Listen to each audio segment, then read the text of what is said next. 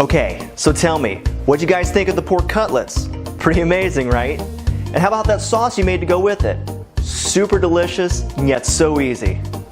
You ready for round two? Well, I am back for another helping of culture and cuisine as I present to you Japanese Cookin' 102.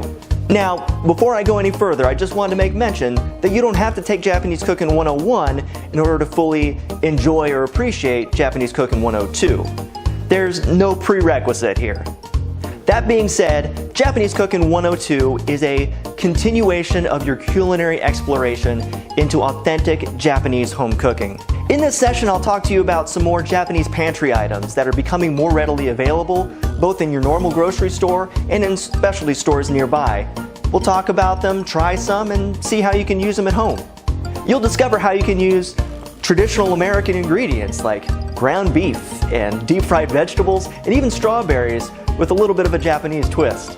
You'll work collaboratively as a team to prepare the following Japanese dishes: kushikatsu with dipping sauce, hambagu meatloaf with steamed rice, braised eggplant nasu miso, and for dessert, strawberry ichigo daifuku. If you want to find out when this and other sessions are being offered, go to cookinwithkibi.com and visit the Sessions tab to see my calendar. However, if you have a group of 8 to 12 people and you want to do this session as a private group, go to cookinwithkibi.com/groups, where you'll find information about this and all the other sessions that are available to you.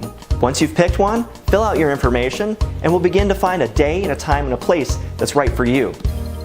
Thanks for watching, and I'll see you in the kitchen.